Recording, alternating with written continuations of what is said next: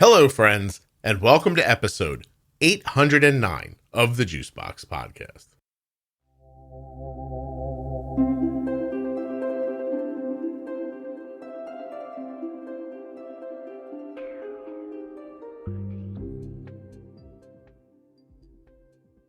Today on the show, I'll be speaking with Becky. She is the mother of Alfie, who has type 1 diabetes, and Becky has some of her own health concerns as well. We're going to talk today about some depression that she had after giving birth, what it was like when her son was diagnosed, the dissolution of her relationship not soon after, and much more. This episode is a great listen that is only made better by Becky's amazing accent. While you're listening today, please remember that nothing you hear on the Juicebox Podcast should be considered advice, medical or otherwise. Always consult a physician before making any changes to your healthcare plan or becoming bold with insulin. The T1D Exchange is looking for U.S. residents who have type 1 diabetes or are the caregiver of someone with type 1. All they'd like you to do is fill out a survey. It takes fewer than 10 minutes to do so, and when you complete that survey, you've helped move diabetes research forward. You may have helped yourself, you definitely helped the podcast, and you've done a nice thing. T1dexchange.org/juicebox. This show is sponsored today by the glucagon that my daughter carries, Gvoke HypoPen. Find out more at gvokeglucagon.com/juicebox. This episode is also sponsored by Omnipod 5. Automated insulin pumping that's tubeless. That's what you're going to get with Omnipod 5. Learn more and get started today at omnipod.com/juicebox. I'm Becky Starkey, and I'm not a Marvel superhero, despite what you think, Scott. I'm 41, and I live in Hampshire in the UK, and I've got an almost 11-year-old type 1 son, Wow. Alfie. Does Alfie have any brothers or sisters? No, only child. No. It's a nice way to grow up. I had it for 5 years. And then my brother Brian infiltrated and ruined everything. But I was going along there pretty well for a while. Tell me. I'd have happily had a big family, but it didn't work out. So he's the only one, which is fine. It suits us. Okay, very nice. You and he on your own? Yep, on our own. Been on our own for, what is he coming up, 11? So 8.5 years. Oh, okay. Well, yeah. Is there any autoimmune on his father's side of the family or yours? His father's half-sister was diagnosed type 1 shortly after Alfie. But other than that, a possible type 1 as a great-great-grandfather, I think. But you know what it's like. It's hard to get the actual information of, is it type 1 or type 2? This is both on Alfie's father's side. No, the great-great-grandfather is on my side. No kidding. Okay. Well, I was going to tease you for having a knack for picking them, but apparently it's a toss-up. So. Oh, I know how to pick them, believe me. I've given up.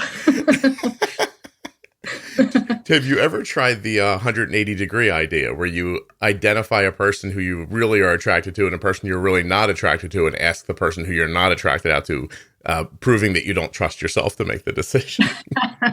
No, but I suppose it's a possibility in the future. It's worth a whirl. It really is. I mean, I've had two relationships, one of which was Alfie's father, and my goodness, do I know how to pick them. So after that, I'm very happy to be on my own, and I'm incredibly choosy. I have a friend whose name I'll never mention on here, but I said to them one time, just when anything occurs to you, just do the opposite. Whatever. Yeah. It's probably a good move in my case. Whatever pops into your head, try to imagine the exact opposite and do that. This would be better for you. And he was like, I'm like, all right, I'll keep making the same mistake, whatever. I think anyway. I'm going to be crazy cat lady and just have like 5,000 ginger cats. Wait a minute. You only pick red hair cats? Yeah, I've got 2 ginger cats. They're the best cats. So I'm just going to have like 5,000 ginger cats. You're going to smell like pee, Becky, and you're not going to know. No, they don't do that in the house. Otherwise, I definitely would not have 5,000 ginger cats. Good for you. Did you know you probably just named the episode, right? 5,000 ginger cats. I think that's a great one. Yeah.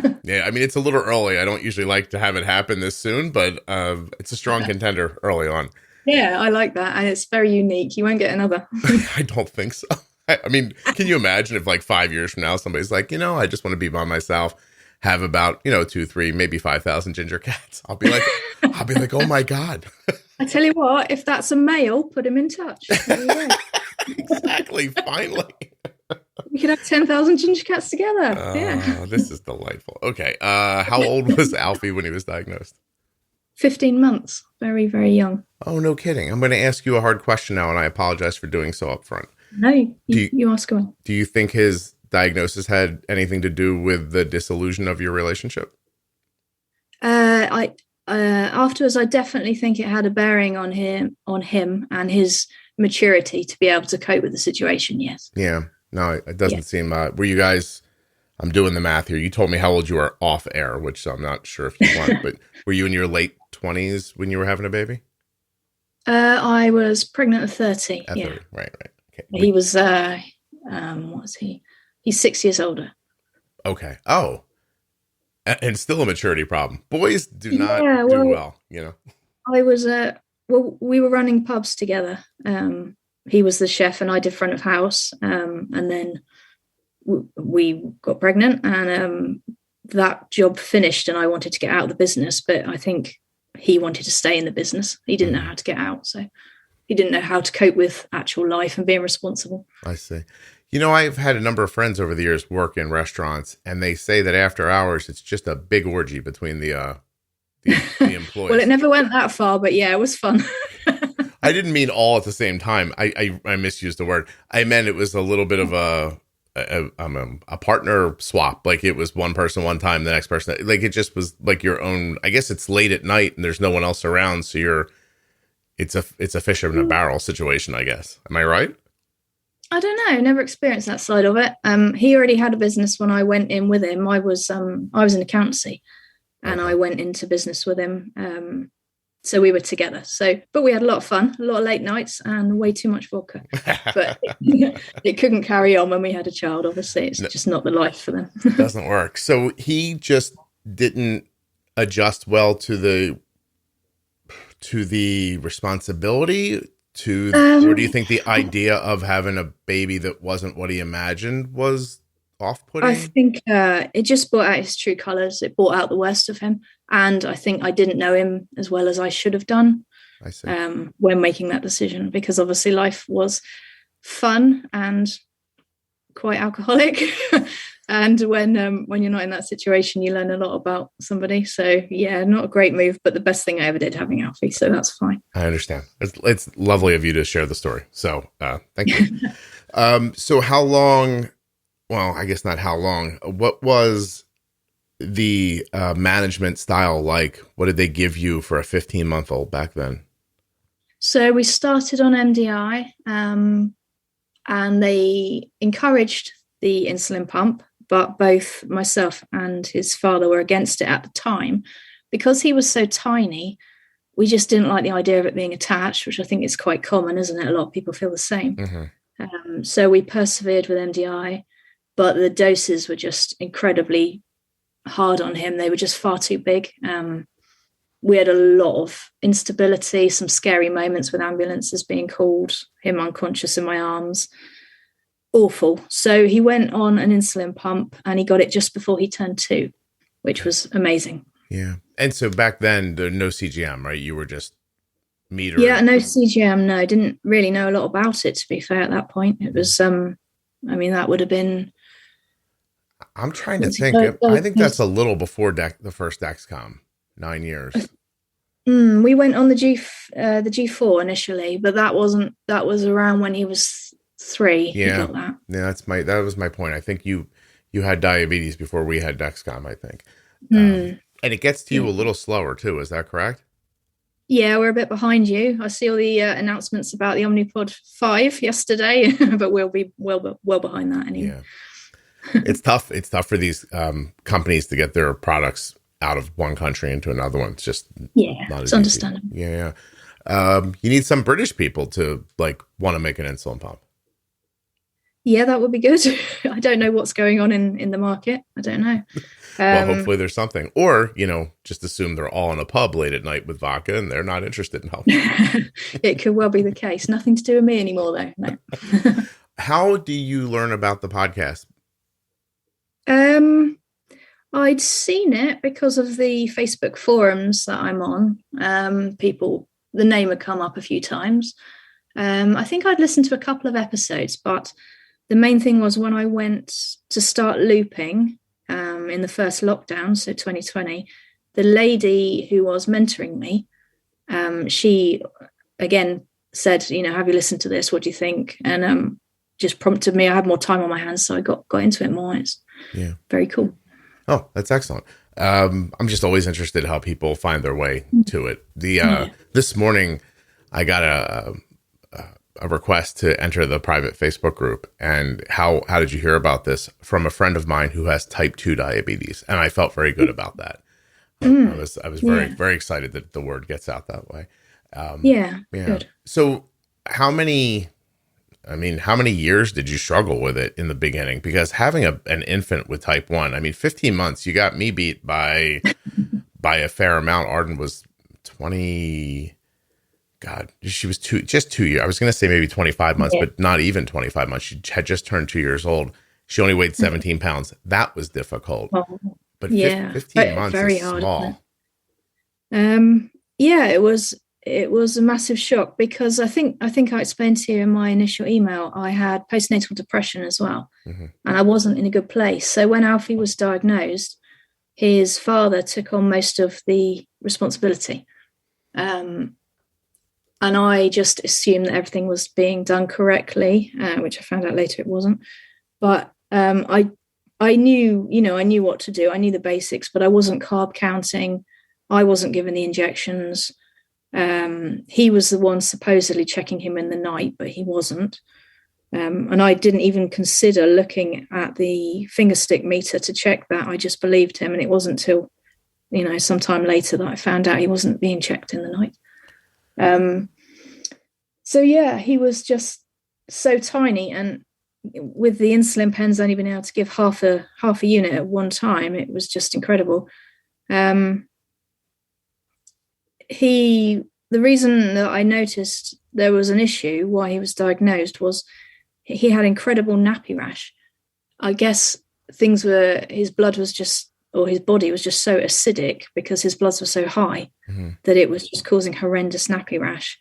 And I taken him to the GP, the doctor, and said, something's up with my baby. But just being told, oh no, he's just teething early. He's just doing well. He's teething, take him away again. So I persisted with this for a good few weeks. Alfie was just crying all the time, uncomfortable, wouldn't sleep. You couldn't put him down. That's not unusual in a baby, and it does fit with teething. So I looked online, as you do, good old Dr. Google, and type 1 came up, and I read through it and I thought, surely not. I knew very little about type 1 diabetes, as do most people. And I just wrote it off in a child so young. I thought that couldn't possibly be a thing. The nappy rash got worse. He got worse.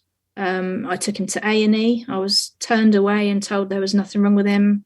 Same thing, probably teething. A couple of days later, I took him back to my local doctor and said, there's definitely something wrong with my child. She said, it's probably a urine infection. This was on a Friday afternoon. Obviously he was wearing nappies, so it wasn't very easy. So she said, take this sample bottle and bring it back to me on the Monday and we'll go from there. So managed to get a sample off him over the weekend, took it back on the Monday, and she dipped it. And she just said, your child's got type 1 diabetes. I'll phone the hospital now, go home, pack a bag, you're going to be staying in. And it was like, wow. Jeez. It was shocking. I remember sitting there in the room when he was diagnosed, and the guilt I felt so much guilt because I thought I caused it, because when I was pregnant, my craving was chocolate, and knowing so little about type 1, I assumed that my cravings of, increased chocolate and sugar caused type 1. And that took a little while to actually get that in my head that it wasn't me. Yeah. It doesn't work that way, or my son would be a cheeseburger right now. So it's amazing how many people go through that. I see it on the forums all the time. It's sad that, there's so little knowledge about it. It's funny you bring it up, because at the top of my email, my inbox right now, which I'm woefully behind on, is a note from Erica, who comes on and does the mental health stuff with me. We're planning an episode right now about like mom guilt, to talk about it. It's incredibly real. So you are at that moment around diagnosis. Has your prenatal depression, has that passed, or are you still dealing with that at the time? No, I was still on antidepressants. It's still very much a thing. Yeah. Okay. So that was happening. You weren't being supported by. Were you married at that point? I keep saying this. No, we were engaged. Okay. It was my fiance. Yeah. Okay, but by Alfie's father, you're not being supported there. He's lying to you about what he's doing or not doing with his care.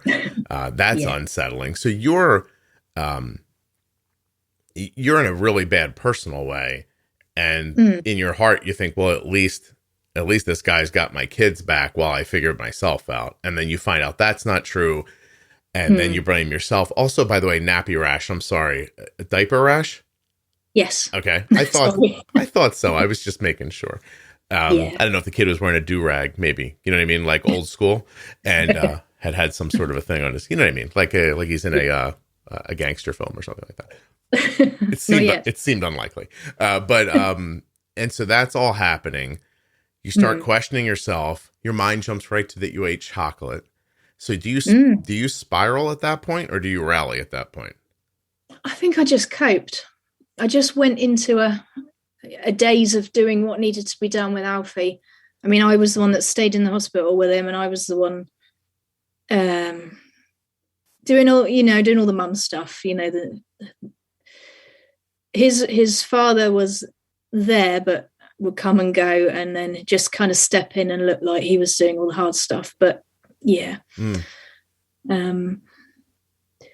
don't know. I just coped. It was like a daze. It was like a dream. And then we were home, and then we just coped again. Right. And then days turn into weeks, and weeks turn into months, and that kind of thing. Yeah, as they do. That's right. And then Alfie got his insulin pump just before he turned 2. And then about a month later, he and me and his father split up, and he left, and that was it. And there was a couple of fleeting visits after that, and then that's it. He's AWOL and gone, never to be seen again. So it suddenly became my thing. It was like diagnosis all over again, and that was hard. It was like, wow, this, I'd never lived on my own, and all of a sudden I had a house to run, a 2-year-old, and I had to take on type 1, and get my head around it and do everything on my own. I have no family locally, and we were new to the area. We'd only moved into this house 2 months before he was gone, so I didn't know anybody either. It was all a bit wow. Wow, no kidding. Yeah. How do you make money after he leaves? I didn't. I signed on to benefits because being a full-time carer for Alfie. Right. So here in the UK, Alfie gets something called disability living allowance for his type 1, and I get carer's allowance. So that's it. Thankfully, I'm blessed that I haven't had to work. And unfortunately, now I'm at the point where I could go back to work because Alfie's coming up 11. It's a real catch-22 situation here. If I go back to work, I lose so many of my benefits that I couldn't even afford a standard home. I'd be in a bed sit with him. So it's in our interest for me to continue on the benefits until he turns 16 when they end. It's an awful situation, Yeah. I've always worked my whole life until then, and I'd like to. I want to teach Alfie the right values, and I miss being around people, but it's just not a possible thing. Was there or any recourse legally to get child support? Or did he or did his father really disappear? Like he's not sending money? He's gone. He's not paid a penny, or there's not been a phone call, or there's not been a birthday card. There's literally that's it. Wow. So you couldn't find him if you wanted to do anything, even. I found him. I know where he is. But, I follow online where he is roughly, just to be aware of how local he is. I've never chased for money because I don't want that man in my son's life. There's a lot that I won't say on here, but he's not a good person and my son does not need him. I see. So the trade-off between the finances would be we can cope. We've got a good standard of living. We've got enough. We're happy. I see. It makes sense. I was just trying to wrap my head around the whole thing. Yeah, it's difficult because I don't want to start slating him or sharing anything personal. But of course not. No, I wouldn't want. I'm not asking you to. I'm just trying to understand the theory because when that happens, around here, if you bail on a lady around here, you're getting served with papers and they're going to start garnishing your wages and things like that. Pretty quickly. So that was just what I was wondering. Yeah, well, it is pretty immoral that guy hasn't paid a penny towards him. But that's just how it is. Yeah, I hear you. My dad wasn't great about it either. So yeah. As I say, I'm good at picking him, Scott. You would have done better, eeny, meeny, miny, mo. I think I would. I really do. All right, you're fine. Let's go. Yeah. Okay. So, well, how long does the depression hang on to you, or do you still live with it? Well, just as his father was, we were on the cusp of breaking up. We had one argument where he said to me, I'll have him taken away from you. You're a nutter. And I'm not a nutter. I'm a perfectly good person. Yeah. And I said, okay, fine. I'll stop taking antidepressants then. And I just came off them overnight, which I know is an incredibly dangerous and silly thing to do. But I made up in my mind that there would be no excuse in the world for that guy to ever get his hands on my son. So I came off them. And I think the depression obviously did continue for some time because so much was going on and I had so much to cope with. So it wouldn't, it didn't lift, but I wasn't in an awful place, I've had bad depression as a teen and this wasn't horrendous, but it was enough to be on antidepressants. And you think it was just here we call it postpartum, you're calling it postnatal, but same thing. Yeah, same thing. Right. It definitely was. Yeah, it was diagnosed by the doctor. Gotcha. It was quite likely, unfortunately, because I'd had depressions in as a late teen and early 20s. So. Right. Has Alfie ever seemed depressed? No, not at all. No, he's a really good, happy kid. Yeah. Excellent. That's very nice. Yeah. How do you think the diabetes part of this is all going nowadays in real time? Amazing. I love Loop. Absolutely love it. 2 years we've been on it now, and wow. We got good results with Omnipod and Dexcom because my level of micromanaging was so intense, but that just wasn't sustainable long term. It was absolutely exhausting. And as for sleep, I didn't even know what sleep was. So Loop has just been an absolute life changer for the pair of us, because obviously he feels better too because he's stable. Yeah. Talk a little more about that. So the lack of sleep, I don't think people pay enough attention to it. It's a big problem. It sneaks up on you. It builds in a way that you don't notice until you're living, like a wretched monster pawing at your own face and you don't realize what's happened to you. Sadly, the lack of sleep had a big bearing on my health. So I was diagnosed with a condition called CVID, nothing to do with COVID. It's common variable immune disorder. And I was diagnosed with that 3 years ago because I'd been so incredibly ill. I'd spent about 4 or 5 years with back-to-back illnesses, colds, infections, and I'd put it down to the lack of sleep, just sheer exhaustion. And my doctor had too. They treated me, endless antibiotics. I was basically on my knees. I couldn't stand to take a shower. I would get up in the morning and be sick. I was so ill, but nobody seemed to want to help. Nobody knew what to do. so they found, eventually I went in and practically got on my knees with my doctor and begged her to think about what was going on. And she got blood tests that showed up that I had this condition. And I now have monthly IVIG therapy, which is every month I have to go to hospital and have intravenous plasma. And what that does is it replaces my immune system with other people's from a pool bank. Wow. So now I have an immune system. I'm not ill. So that's insane. Sadly, they think that the sheer exhaustion was probably what brought it on. Yeah, which I haven't.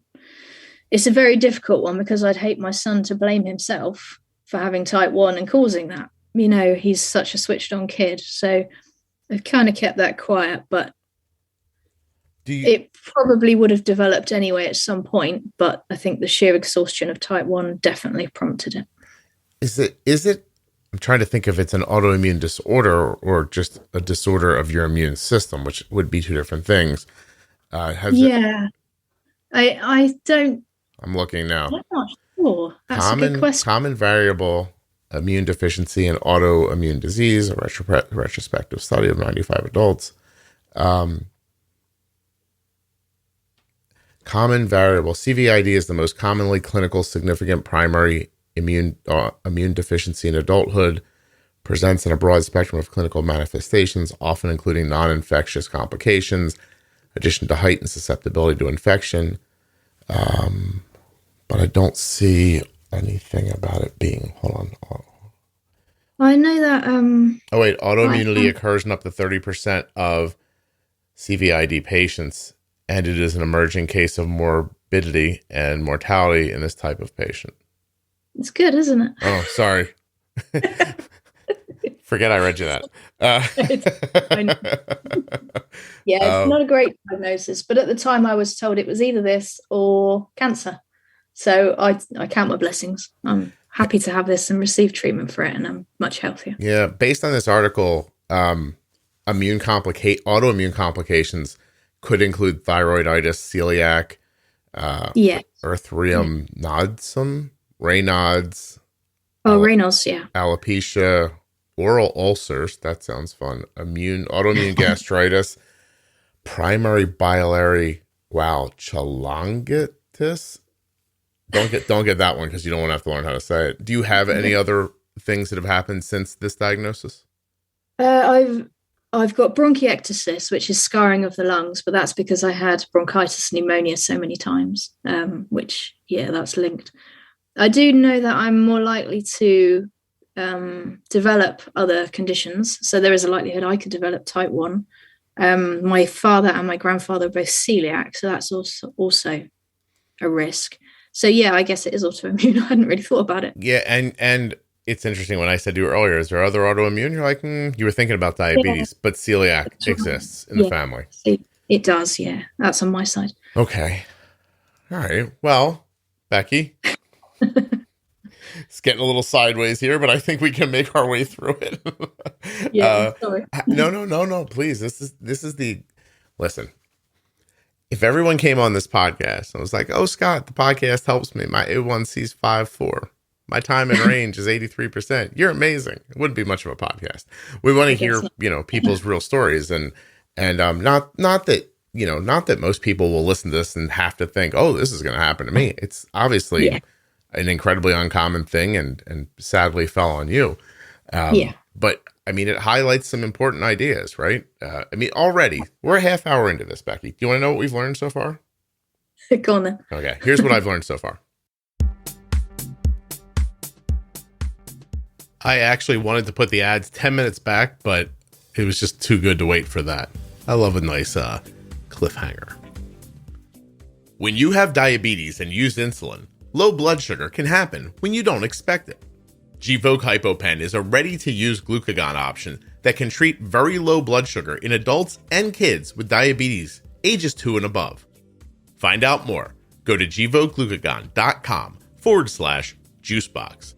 Gvoke shouldn't be used in patients with pheochromocytoma or insulinoma. Visit gvokeglucagon.com/risk.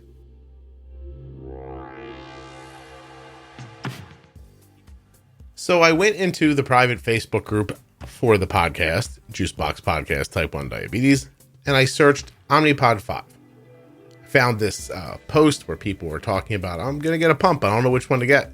What do you think? Here's just a couple of the things I'm reading in this post.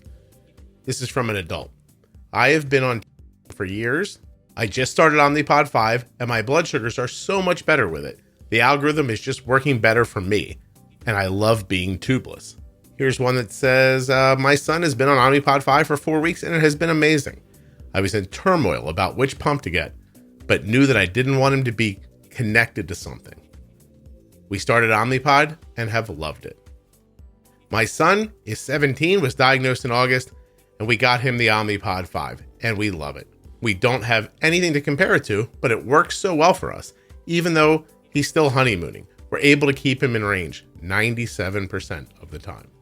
If you'd like to learn more about the Omnipod 5 for yourself, head over to omnipod.com/juicebox and learn about the only tubeless automated insulin delivery system that integrates with the Dexcom G6 CGM and uses smart adjust technology to automatically adjust your insulin delivery every 5 minutes, helping to protect against highs and lows without multiple daily injections. If you're not into automation, go check out the Omnipod DASH. When you get there, look into whether or not you're eligible for the free 30-day trial of the DASH, because you could be. For full safety, risk information, and free trial terms and conditions, you can also visit omnipod.com/juicebox. Go pick up the insulin pump that my daughter's been wearing. Since she was 4 years old, the Omnipod. There are links in the show notes to Omnipod, Gvoke HypoPen, and all of the sponsors. The show notes are just the little spot in your podcast app where there's like notes about today's episode. If you can't find that, these links also exist at juiceboxpodcast.com. And when you click on my links, you are supporting the show and keeping it free and plentiful. And where else are you going to hear somebody mispronounce plentiful? Did I say plentiful? Anyway, use my links if you're going to buy the stuff, please. I'd really appreciate it. Check out the Omnipod 5, the Omnipod DASH, and Gvoke HypoPen. Here's what I've learned so far. Yep. Don't make babies with people you don't really know. That's one I got. Absolutely. If you can help it. If you can help it. I've heard that postpartum is, not that I didn't know, but I hear how serious it is, and that it would have been made much, much easier with some nice support, none of which that you had. But kind of astonishing and happy news is that even without that support in the middle of your son's diagnosis, you got through it. And I think that's really wonderful. You have an amazing relationship with your son, as near as I can tell. And and we're going to dig into his life more. And things happen. Sometimes when you have autoimmune in your family, you might see more autoimmune, and that's valuable for people not to think about and worry about day to day, but to be aware of big picture, because when these things rear their head, if you're not quick to notice them and do something about them, you could lose years of your life to struggle. And that's just not necessary. And the cherry on the top of I wish I knew any baked good from your part of the world, but I don't. The cherry on top of the cake here is pay attention to your sleep. You have to sleep. I know you think you don't because your kid's got diabetes now, but that's not right. You have to sleep. So that's where we're only a half hour into it. We figured all that out already.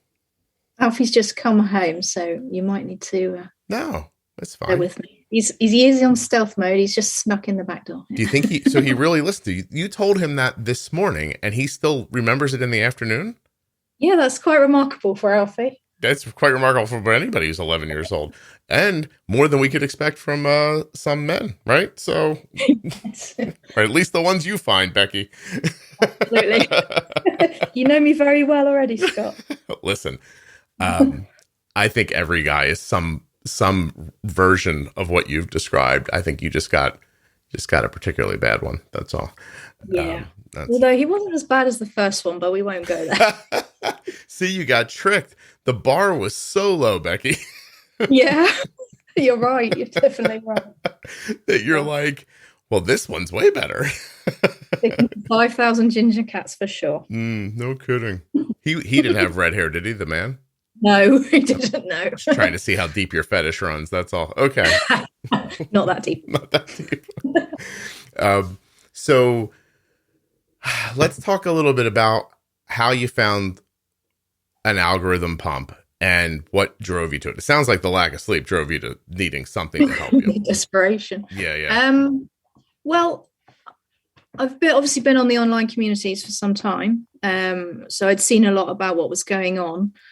I'd had a friend who was using open apps at the time, but still didn't know a great deal about it. But she was like, oh, you need this. And it freaked me out a little bit because it looks so technical. Mm-hmm. Then I looked at the market pumps and they looked pretty cool. But Alfie was very happy with Omnipod. He likes Omnipod. And then I went to Friends for Life in the UK with him and sat through a session on Loop. And it really inspired me. And I thought, wow, I think I can actually do this. Money was a bit of an issue, obviously, because you've got to lay out for your Riley link. And I didn't have a Mac or anything. Right. But I gave it a go. And with help from the online community and obviously this amazing mentor, which I think she's had a podcast with you not so long ago. So she basically mentored me for a whole year to get the settings right. And we just absolutely love it. We're the only ones in our hospital that use it. And the consultants weren't that into it to start with, or one of them wasn't. He was quite wary and said, this could be really dangerous. We can't support you, blah, blah, blah. And I was like, okay, that's fine. We'll roll with this. I want to give it a go. And now they just love it. When we go in there, they just look at the data and they just go, wow, we don't know what to say. Keep doing what you're doing. It's been really nice to be able to get it working as it does. And yeah, it's just an amazing system. I just highly recommend it to anybody. And I know it's daunting and you will need some help with it, but go for it. Absolutely. Are you saying that Gina helped you for a full year? Wasn't Gina. It was a lady called Nancy. Nancy Tester Hart. No kidding. Nancy helped you. It wasn't Gina. I thought for sure when you said had been on the program recently, I thought it was going to be Gina. No, it's Nancy. She's an absolute star. Oh, that's amazing. Somebody that stuck with you online, a stranger. And helped she did, you, yeah. And helped you do this. Wow. Yeah, amazing lady. That's really wonderful. So did you use any of the episodes on the podcast, like the Fox and the Loop House stuff or any of that? I did, yeah. I like Kenny. Really useful stuff. I really appreciate that being there. Good. I'm glad. It gives you some confidence. And I know that you've also tried it with Arden. And it's just good to hear of other people's experiences. Oh, for sure. Well, I mean, Arden's looping right this second. So yeah, that's brilliant. Actually, Becky, this will go up so long from now that I can tell you this. I just will remind you as I'm saying it to you that I have a non-disclosure agreement that I have signed with a company. So please just keep this in your little head when it's over. Don't go to the interwebs and everything. But as you may know, and you mentioned earlier, yesterday on Monday, the limited market release of the Omnipod 5 shifted into another aspect of it. So I don't think it's over, but it's widening greatly. And they started reaching out to people to let them know.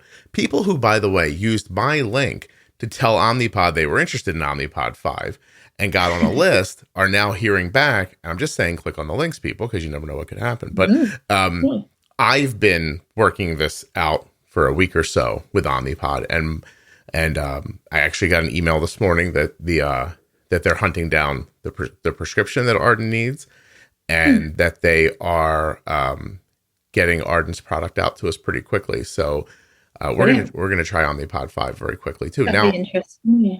For me, the way I see it, super simply, I've never used Control IQ. I've never used whatever it is that Medtronic has. I've used the Loop. Do it yourself. Get it offline. Download it yourself, make the app yourself. I'm an app developer somehow, etc. Loop. It is so far the greatest thing I've ever seen for managing insulin. Absolutely. Second that. Stunningly just amazing.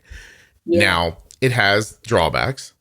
One of them would be that At the moment, the system I'm using needs what you call the Riley link. We use the orange link, but it needs something that helps Arden's phone, the app on the phone, talk to the Omnipod. Yeah. It's a pain in the butt, not going to lie. She doesn't like it. It's not exciting. So Omnipod 5 won't need that. That's a little exciting to me. That might not be needed.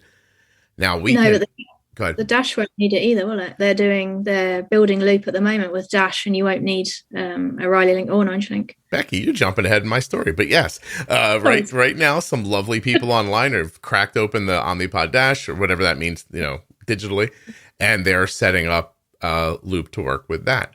I think from what I hear, that's going to be they're doing their own beta testing right now. So they are, yeah, looks good, really good.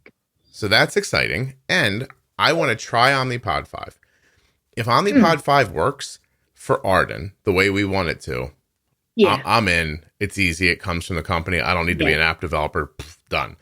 Right, I get that. Yeah. If we try it and we think, I liked Loop better, that's not, to me, that's not an indictment of Omnipod 5 or Control IQ or anything like that. These things have a ton of value for the masses. They really do. Most people are not trying to keep their A1C in the mid fives. And what most people want is, a life where they don't think about it. I mean, for as many people who listen to this podcast, there are certainly far more people using insulin who don't listen to it. And those people, to think that they could go in their doctor's office and get Control IQ or Omnipod 5 or whatever the Medtronic thing is. I wish I knew the name, 670G maybe. To get those things to make their life easier and more stable and more healthy. That's how most people are going to do this. So whether you know what I mean? Whether I decide to do Omnipod 5 long term or if I loop with Dash, because if we go back to looping, I'm not going back to the link. I'll definitely would go back to Dash. Well, it's different for you, isn't it? Because Arden's older. So, I mean, the reasons that we like Loop so much is my remote monitoring through Night Scout and the fact I can set up the temporary overrides and put them on for him while he's at school. And also he loves the fact that he can bolus from his Apple Watch, like without many people seeing what's going on. Interesting. Whereas I suppose for somebody who's a bit older, you don't need those things quite so much. Yeah, she doesn't care about whether or not people see her get insulin. That's for sure. That's good. Although I did set up a basal override through Night Scout last night because my knee hurt from my knee surgery and I didn't want to get up and go to her phone. So, but what's funny is that by me not looking at the phone, I messed myself up because Arden ran an open loop for a couple of hours last night while she was baking. Because she was snacking while she was baking, and then she went to bed, forgot to reclose the loop, and I kept looking at this like 140 blood sugar, wondering like, why won't this go down? And I kept upping her basal, and like I'd put a dent in it, and then it would just go back again. And then this morning I went in and I looked at it and I thought, the loop was open, so it wasn't making any auto boluses. Now, I don't know if you use the auto bolus branch of loop or if you're just using the basal one. Well, we were using the auto bolus, but I put on John's switching patch, which is amazing. I put that on about 3 weeks ago. I love it. I don't know that. Tell me. So is it John? I think it's John Fawcett. He built a switching patch. He's the guy that built the Loop Follow app. He built the switching patch. And what that does is it switches between the microbolusing and the auto bolusing. So you set a limit, and mine is 7.2, which I'm not sure what that is for you, that because we're in millimole, aren't we? So the limit is, so if his bloods are under 7.2, it uses the microbolusing, and if he goes above 7.2, it kicks in with the autobolusing. And the difference there is it's nowhere near as harsh. So for things overnight, it keeps them a lot more stable. It's it's not chipping away quite so hard if it's within range. It's brilliant. That's excellent. Did you say 7.2? Yes. 130 for others. That is brilliant. And that's now another version of the loop. So there's an auto bolus, a micro bolus, and now there's a branch that'll switch back and forth depending on the blood sugar value. That's right. Yeah. Huh. Do you have to read? Really cool. Yeah. I don't see. Here's the problem. Like you said, it's daunting.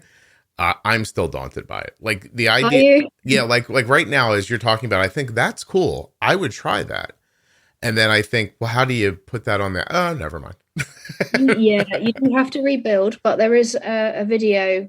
If you search for it, there is a video that Some Kind Soul has done on YouTube, and you just follow it, and it's it's an idiot's guide. It's very simple. It's brilliant. You believe I could do this? Yes, go for it. I don't believe in myself that much. I still haven't done anything about the date problem. You know how when the time thing changes, time thing. I'm 50 years old. What, when the clocks change? Yes, when the clocks change. There's a word for that. Why don't I know it? Daylight savings. Daylight savings, right? That's it. Okay. Yeah. Wow, there we go. Everybody should be, now they're all like, do I believe anything this guy says? He couldn't come up with daylight savings time. So when that happened, there's like a glitch. And then if you change something, if you try to change a setting in Loop after daylight savings time, the Loop app crashes. Oh, okay. I didn't hear about that. No, because your daylight saving time is different to ours as well, isn't it? I don't even know. It changes at a different point in the year, yeah. May or may not. There's no way for me to know. You live in another country. I know nothing about it. Here's what I know. Here's what I know about it. Smaller. Yep. Buckingham Palace. Fish and chips. That's what I know. There we go. They are really good. Yeah. But so anyway, I've been told over and over again that like you could just rebuild the app and fix it. And I'm like, how am I going to do that? It's so easy now with the, what's it called? The workspace. You just follow the workspace. Have you done that on Loop and Learn? No idea what you're talking about. Oh, Scott, go into loopandlearn.org, I think. And there's a workspace that builds the whole thing for you. You just plug your phone in and basically follow a couple of steps. And it does it all. It's no comparison to how it was a few years ago. Starting Loop, using Loop, building Loop? Building it, I suppose. Were you in Loop and Learn? I just went to loopandlearn.org because you said it. That's it. Go into build. Yeah. And then advanced quick build. Build select script. See, you said it was easy and now I'm confused already. Version updates, ask for build help, code customization. You just basically like copy this code into the terminal on your Mac, and it just like builds it all, and then you just put up Xcode and it just does it all, and you just have a go. Honestly, it's so much easier. Yeah, have a go. This is how you pick that boy. I can't trust you. Fair point. So what I've just decided was that I'll pretend it's for the podcast and I will get somebody on who knows about it and I'll rebuild Arden's Loop while we're recording the podcast. That's it. Do it. See how I just I was like, oh, I'll make it feel like it's for the podcast. I actually think I erased Xcode off my computer because it's such a pig. You're gonna have like a 5,000 year download. Put that back now. It's such a pig. Like it ruins the computer. Like it ruined this one at the very least. So I'd have to reinstall Xcode just to do it. And then borrow somebody else's Mac and put it on there. Well, listen, that makes me sound lazy. I'll do it. Okay. But no, I mean, this poor computer is just, you know what I mean? Like, I mean, it can only hold so much, and that damn program is just overwhelming. Yeah, it's massive. Yeah. I had an old Mac and it worked, but it took an eternity. And then I managed to get one on credit this year, but it's just so worth it. I mean, as I say, Loop has been an absolute life changer for the pair of us. Yeah. It's amazing. Our clinic, I think you call it your endo, our consultant, he said, will you be switching over to Omnipod 5 when it comes out? And I was like, no, thanks. Why? I was like, well, why would I? Because, Loop has got so many settings. It's so precise. You're in charge of the whole thing. You can change it when, if he's ill, if he's growing, if he's being sporty, those systems have that vaguely, but it's just not the same. We have remote monitoring. We have even remote bolusing will probably come eventually. We have the, bolusing from the watch for Alfie discreetly. There's just so much with Loop. I just think it's incredible. I hear you. I don't disagree. I do really believe though that there are two kinds of users. And Yes. I think that, Yes. I think, I know what you're going to say. I think Loop's amazing. But Yeah. if it ever gets over, if you got up to 50,000 users, in 10 years, I'd think that was amazing. You know what I mean? Like, most people are always going to want to go to their doctor, get a prescription, have a thing sent to their house. They're going to want to turn it on and have it do what it's going to do, get their setting. The big hill to climb here for all these algorithms, whether it's Loop actually or one that comes from a company, is that settings, like the having, what we've been talking about here on the podcast for years about knowing how insulin works, getting your settings right. That becomes incredibly important, because an algorithm with bad settings is worse than not knowing what you're doing. Yeah, sure. Well, I often wonder, loads of people here seem to be going on to the Control IQ, but you either see people who have got amazing results, or you see people who it's just awful. And I think with the Control IQ, it learns your own patterns, doesn't it? Whereas you don't program it like you program Loop. It's learning from experience, and it sets its own settings. You said Control IQ. Did you mean Omnipod 5? No. The Tandem, the T-Slim. That one learns? I might be wrong. I think so, but I might be wrong. I don't think it does. But that's what worries me about those ones. Because if you're having a bad day, or you've eaten something that's, going to mess your bloods up, or you're being really active, you could, I don't know. I'm a control freak. That's just what it boils down to. Becky's like, you're really seeing into my psyche now. I don't know anything about these things. These are my fears. I don't think that any of these algorithms, as they are currently, are so sentient that they're making like moment to moment decisions, going, look, he was low today, he's going to be low tomorrow. I think that what they've told me about Omnipod 5 so far, and I'll have it soon, is that the very first time you put a pod on, the very first one, it's collecting data. Yeah. When you move to the second pod, then you're on your way.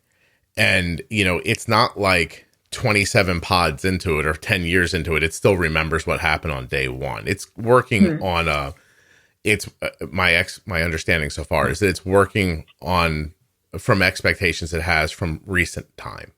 Yeah, it's like rolling data, isn't it? Yeah, and if all goes well, Becky, here, I'll tell you more stuff that you can't tell anybody else. If all goes well, I will have a pro tip series about the Omnipod 5 with people who work at Omnipod. Okay, that's cool. So I'm going to try to get it all out there and have people talk about it. And, it's because, again, settings. If your basal's wrong, if your meal ratio is wrong, if you don't understand that, honestly, their fish and chips is a great example. If you don't understand that French fries and deep fried fish are going to have a fat and protein rise later, then you're in trouble, because you're going to see a rising blood sugar 90 minutes after you've eaten something. You think you bolus for it. You need to understand that. You need to understand, how insulin works in you. You have to pre-bolus your meals. You do those things with or without an algorithm, you're going to have a lot of success. The algorithms are amazing, like you said, overnight, or, if you, one of my favorite ways to use Loop is, or one of my favorite use cases for Loop is when you just look at a meal and you're like, I don't know how much this is. I don't even care. I'm just going to pick a number. This looks like 45 carbs to me. And you have a nice stable line, but then you notice there's no rise. And this thing is saying to you, hey, buddy, I think this blood sugar is going to get low in an hour and a half. And it just starts taking away basal without you thinking about it, and does its best to find stability. Absolutely. Such a big deal. It's amazing. So get an algorithm, get your settings right. If you can afford them, they're amazing. If you can't, the pro tip series and the podcast will help you do those things without an algorithm and lessen your lows and stop all the spikes and the highs. That's me. Have you ever, did you use the podcast before the algorithm? Or no, were you kind of on your own then? When you were up all night and micromanaging everything? Oh, I didn't use it then. I didn't know about it at all. Yeah. No. So I started looping 2 years ago this month, and I probably listened to you maybe a year before that. Interesting. I will always wonder how you would have made out with the pro tip series under your belt and nothing else. Because I used to be perfectly honest, the outcomes we have with Loop are the same outcomes we have without Loop. The difference is last night I shut my eyes and I was like, oh, she'll be fine. And I slept through the night. Whereas before I would have not been, excuse me, she didn't crash a ton overnight, but it's an extra level of confidence, I guess is the way. Absolutely. Yeah. It's lovely just to know it's doing its thing. Right. Okay. Becky, what else have we not spoken about so far that was in your lovely note from so long ago? Let me have a look. Oh my God. You emailed me a year ago, almost to the day. No, it was, yeah. I was supposed to be talking to you in October and then I had to delay that one. That's what And then it was moved to April. Okay. So, looking. I am going to ask you how COVID was with your CVID. Rough. Still is. Okay. How so? Very locked down? Yeah. So Alfie and I spent about a year, just us in the house. He didn't go to school. I homeschooled him. And we didn't leave. We didn't even go for walks. We didn't leave. Didn't see anyone. Awful. But with no immune system and being unable to get any treatment, not that the treatment actually covers me for COVID, but there was just no option because should I get ill? Should we both get ill? And I'm too ill to look after him. That's an issue. Should I get hospitalized? There's nobody to look after him. Mm-hmm. Worst case scenario, should COVID, kill me, which it potentially can, where does that leave Alfie? It's a really scary situation. Yeah. Oh, so my treatment is a pool of people's immune systems, plasma, but there's no protection for COVID in it. So I'm still not protected. Alfie has returned to school. He's been back at school for almost a year, which is brilliant, but the poor thing has to wear a face mask as extra protection when no one else in the school does. Yeah. And we still don't do anything socially. We don't see anyone. We haven't had a meal out. We don't go anywhere. If I have to go to the shop, I go at the quietest time of the day to the quietest shop in a face mask with an armband saying I'm immunosuppressed. Please give me distance. It's scary. That's, what it boils down to. It's very, very scary. In America, you're receiving, for people with my conditions, you're receiving a drug called Evershed, and that's given in injections every 6 months. It's not the COVID jab, it's different, but that actually protects the person. They're 80% less likely to even catch COVID, and then very much less likely to get any complications. And it was approved by our government in March, but they still haven't purchased any. And that's really quite scary because that is a life changer for the pair of us. We can actually have some quality of life back. Do you know how to spell that? Yeah, EVUSHELD.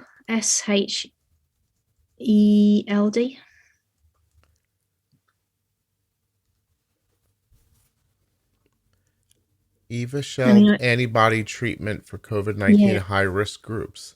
That's right. It's like a miracle cure for somebody like me. It would give us our life back. We could actually see relatives and hug them and kiss them and, eat out with them. And, we were sociable people. We had a good quality of life and we saw lots of friends and we miss it. We both miss it. Of course. It's been a life changer. Oh, it's sad. I just want that back for Alfie because he's lost 2 years of his 11 years now to it. Yeah, I just went to my son's last undergraduate college baseball game the other day. He should have been able to play in 180 some games, maybe 200 games in 4 years. And instead, I think he was eligible to play in maybe 70 games or something like that, or because of COVID. It's terrible. Evershed is a combination of 2 medications given together. Oh my God. Who names these things? You're going to try to pronounce it. No, Tixagivimab and Silgavimab I mean, honestly, people, both are monoclonal antibodies, which are lab-made proteins that act like antibodies made by your immune system to fight infection. Evolsheld is administered by 2 injections immediately given one after the other based on clinical trial data. It's administered every 6 months to offer the most protection. Eligible people here in America, it looks like, include over 12, weigh at least 88 pounds. You also can't currently be infected with COVID. You need to have a health condition that likely won't allow your body to develop a strong enough response to COVID. Yeah. Immunocompromised. So basically, I've had 5 COVID injections now, COVID jabs, like other people, but my body can't produce an immune response. So I've got no antibodies. So those jabs are basically completely useless. I've got no protection at all. I am at the point that everybody was back at the start, when everybody was hiding at home, not going anywhere. Yeah. That's, it's quite scary. If there was an option to buy it privately, even that would be an option and might be worth getting into debt for, but there's not even that option here. It's just waiting. So you're waiting for the government to literally buy this and make it available to its citizens. I mean, they approved it in March and I was so hopeful that we might make some progress, but it's still not happened. I know there's a lot going on in the world and it's not priority to a lot of people, but to so many people it is. I mean, from the news reports that I've heard, monoclonal antibodies were kind of oddly ripped off we stopped using them here as much as well all of a sudden. They weren't talked about as much. And that's what we're talking about here. That's what this is, right? Monoclonal antibodies. Yeah, MAB treatments. So that it just means fake antibodies, doesn't it? Because you could, people like yourself can make your antibodies, but this is fake ones that people like me can't. Yeah, Becky, I'm fancy. I can make my own antibodies. You can make your own. Yeah, give me some. Not like you. Well, I hope that becomes available for you. So you're saying if you took these, you would then probably take an antibody test to see if you had COVID antibodies, and if you did, you'd go back to your life.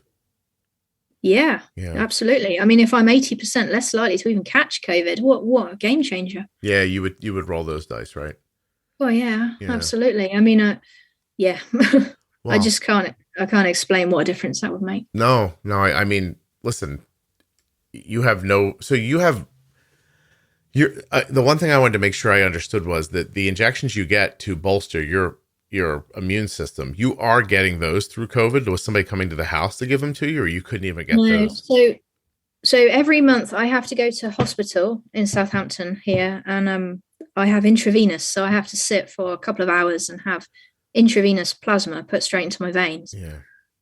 But during COVID, that wasn't available. It wasn't an option. They stopped it for about 4 months, which obviously meant that you started getting sick, right? Well, no, because I wasn't in contact with anybody. So, okay.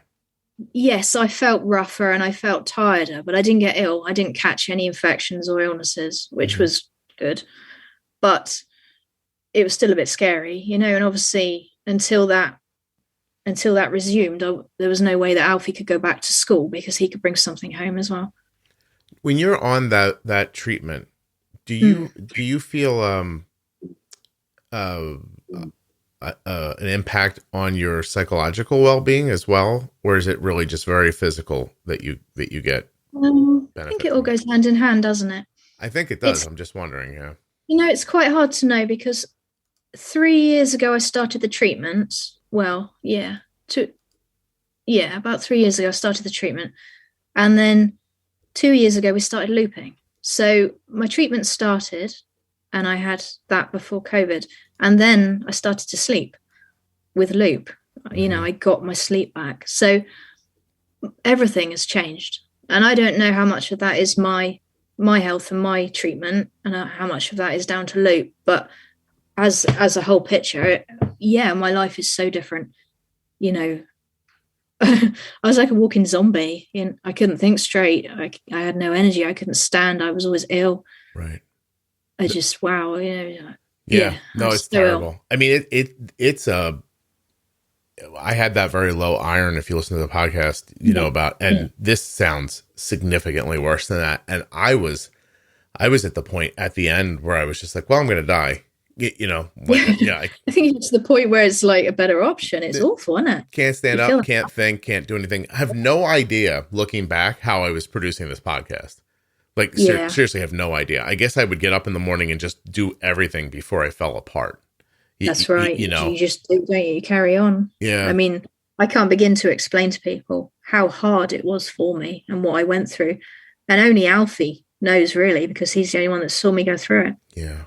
And you don't want him for this just to be his reality either. You'd like to get him out in the world and get him going again as well. Absolutely. Yeah. I mean, he does kickboxing now twice a week, which is a massive risk to me, but he loves it. It's changed everything for him. He's so positive and he enjoys it. He's a really active kid. He swims as well. And we're now at the stage where I try to let Alfie live as normally as I can with regard to hobbies and school. And then I just hide away at home a week. And then at weekends, we're just very selective. If we go anywhere, we'll go for a walk outdoors type thing. Or if we meet a friend, we'll go for a walk around a park. And you can't go back to theirs for a cup of tea and that kind of thing. But, it will change again. But at least Alfie's got some quality of life back. Yeah. How is the lockdown been for you personally? Like on your mental health? Has it been difficult? Hard. Yes, extremely hard. It takes a lot to break me. I just keep going. And at one point I broke, I fell apart and I just sat and sobbed, and poor Alfie just sat and put his arms around me and sat with me. But after that, I picked myself back up and cracked on again, because what alternative is there? You've just got to keep going until things improve. Like I said to Alfie, every storm passes, and this feels like an incredibly long storm, but it will pass, as things in the past have when there's been illnesses around. It will pass. That's amazing. That's a great attitude. It's the only one you can have, really. Yeah. I mean, what are you going to do, right? There's two options. There's keep going or crawl up in a ball. Yeah. I got through a lot of wine in lockdown. That helped. Well, hey, you haven't started sending him to the store for wine on his own, right? No. Tempting, but no. You're doing great. My wife. I'm not a big drinker. My wife. Not without type 1. My wife talks about when she was a kid, her parents would dump all their change out, and like she'd hold her hand out and they'd give it to her, and they'd send her to the store and be like, "Get us cigarettes." and she's like, I was this little kid going into a store, like, I need cigarettes. They're for my mom. Yeah. Imagine trying to do that now. Yeah. That's the 70s and the early 80s, by the way. You walked in a store with money and you're like, I need Pell Mell for my mom. They'd be like, no problem. Here you go. Hand an 8-year-old cigarettes. No trouble. World's a little different now. Oh my gosh. Is there anything, Becky, that we haven't talked about that you wanted to? I don't think so. We did okay? No, I don't think so. Yeah, thank you. No, of course. Why won't anybody in the UK invite me to come speak? Wouldn't I be amazing? I just want to see the UK for free. And I figure the way it'll happen is if somebody flies me over there to give a talk, and then I can see. Well, I reckon Friends for Life is your best bet, isn't it? I don't know. I don't think they like me that much. No? I don't know. Nobody comes calling. Maybe they do. Oh. Yeah. Well, where do you want to visit? And I'll see what I can do. That's right. There you go. Now, listen, whatever you can work out. Just don't put me somewhere strange. Although, again, based on our earlier conversation, maybe you're not the best person to choose for me. Yes. When I come home with a cold sore, I'll be like, what happened here? Where did Becky send me? What was on that pillowcase? Oh my goodness. I'm really pleased for you that you made your way through this so well. And it sounds like your son's doing terrific. Do you think he'll be... I'm going to ask you a question that I hate when people ask me. Ready? Go on then. How's he doing? Does he do this on his own, or are you very involved in it? Aren't you worried when he gets older that he won't be... No, I'm just kidding. This is just the worst question you people ask me. I hate it. Like somehow that the way you people... That was very pejorative. I didn't mean that as harshly as it sounded.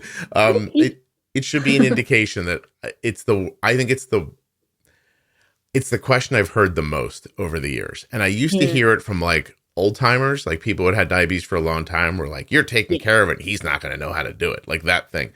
But There's definitely a pressure, isn't there? Yeah, like a handoff pressure.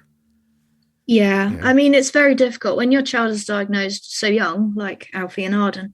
You do so much for so long for them, and it's a very difficult transition for them to start taking it on. I mean, Alfie is very aware. He can carb count. He knows all about diabetes. He knows the effects. He knows, he's brilliant. He wears his Apple Watch. He's got his data on it, but he's only 10 years old, coming up with it. And at the same time, his priority is not looking at his watch to see what his bloods are doing. He'll happily pick up a snack and eat it. And I go, have you bolus that? Because for so long I've done everything. And we're at that age now where he starts secondary school in September this year, which is like we have primary school from 4 years to 11-year-olds. And then we have secondary school from 11 years to 16 years. So he starts secondary school this year. And there is a pressure from our medical team for him to do a lot more himself. But we text like you did. If he's going low, I text him and I say, 1 dextrose, 2 dextrose, are you being active? We work together, and that's what I want to stick with. And then over time, hopefully he'll learn to recognize things more and need me less. That's all I can do. I agree. It's exactly how I see it. It's a slow transfer. It's a handoff. It's experiences.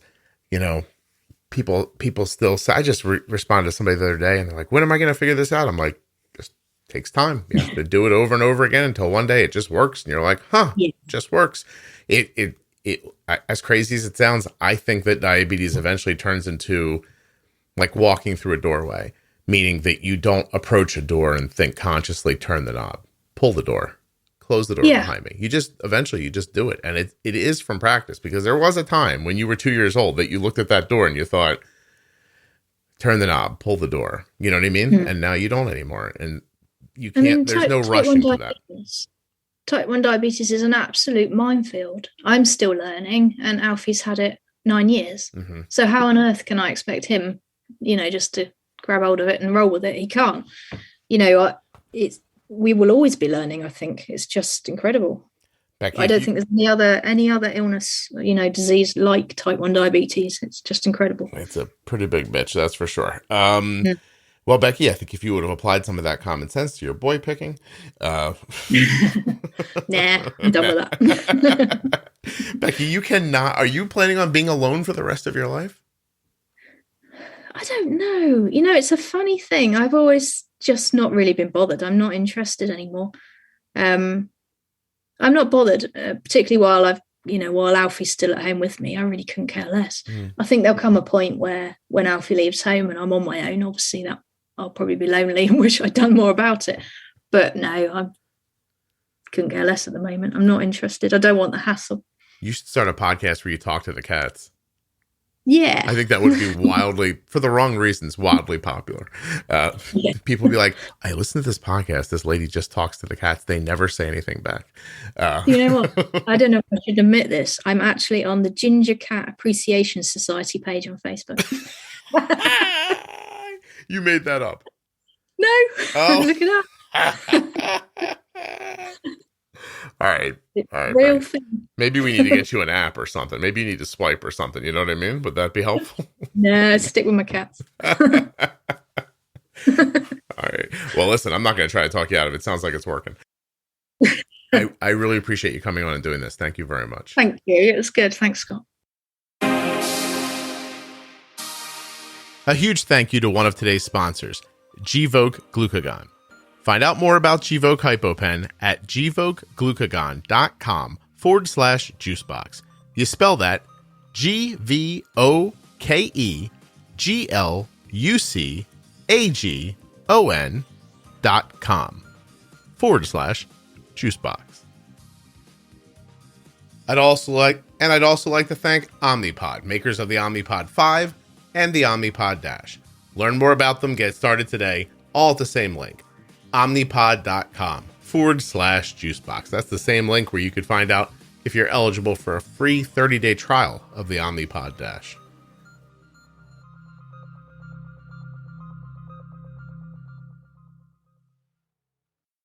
If you'd like to learn more about the private Facebook group, it's called Juicebox Podcast Type 1 Diabetes, and I believe it has something like 33,000 members in it now.